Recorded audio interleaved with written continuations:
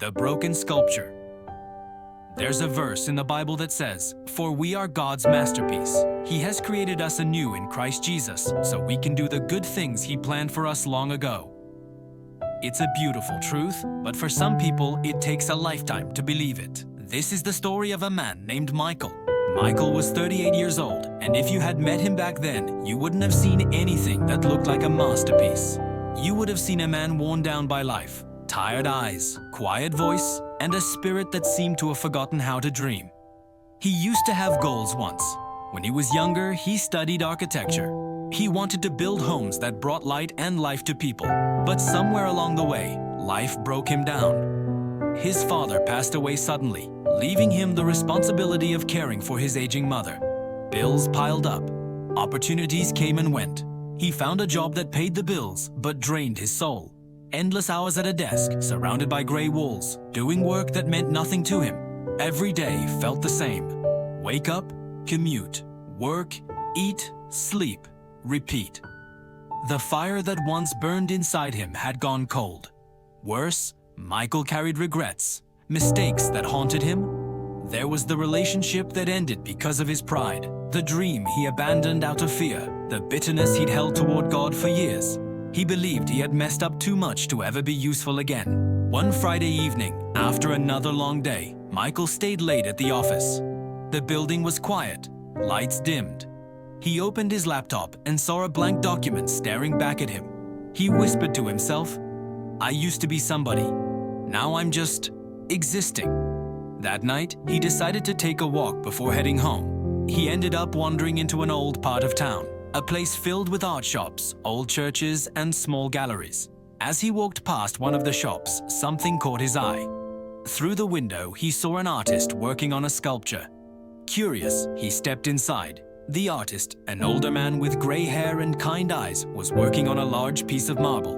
But what caught Michael Suer's attention was the pile of broken stone around the artist's feet. "Looks like that one's had a rough time," Michael said, nodding at the cracks running through the sculpture. The artist smiled. "Oh, this one? It broke last week. I was about to throw it away, but then I saw something in it. Sometimes the cracks tell me what to make next." Michael frowned. "You can fix that. It looks ruined." The artist chuckled softly. "No, I won't fix it. I'll transform it. You see, a masterpiece doesn't always start perfect. Sometimes it has to be broken first, so the artist can show something new through the cracks." Something about that sentence hit Michael hard. He stared at the sculpture, then quietly said, "I think I know how that feels." The artist looked up at him and said, "You'd be surprised what can still be made beautiful again." Michael went home that night, but the words wouldn't leave his mind. Broken first, made beautiful again. Over the next few days, he started thinking about his own life, the things he'd thrown away, the dreams he had buried, the faith he had lost. For the first time in years, he prayed. Not an elegant prayer, just a whisper. "God, if there's still something you can do with me, I'm listening." Little by little, change began. He volunteered to help with a community housing project, something small but meaningful. He reconnected with his mother, apologizing for the distance he had created between them. He started sketching again, the first drawings he'd made in almost 10 years. At first, it felt awkward, clumsy, like trying to speak a language he had forgotten. But the more he drew, the more alive he felt.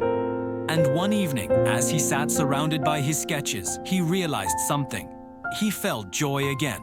Not because his life was perfect. His job was still hard. His problems hadn't vanished. But something had changed inside him.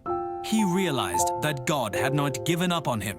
That even in the years he thought were wasted, God was shaping him for something new.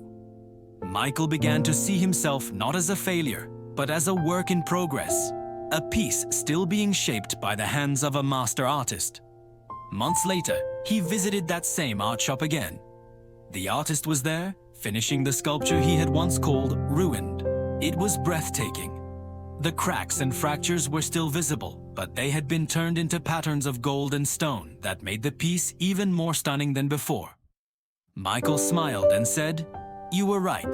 The cracks made it beautiful." The artist nodded. They always do. You just have to let the hands of the artist do their work. And in that moment, Michael finally understood what Ephesians 2:10 meant. For we are God's masterpiece. He has created us anew in Christ Jesus, so we can do the good things He planned for us long ago. We are not accidents. We are not mistakes. Even when life cracks us, even when we feel broken, we are still in the hands of the Master, the one who sees beauty where we see failure, purpose where we see pain. So if you're listening to this and you feel broken, remember this: the cracks don't disqualify you. They're where God's light shines through. You are His masterpiece, and He's not finished with you yet. And if this story touched your heart, don't let it stop here. Subscribe to the channel, because there are more stories coming. Stories that remind us that no matter how broken we feel, God is still shaping something beautiful out of us. You are His masterpiece, and your story isn't over yet.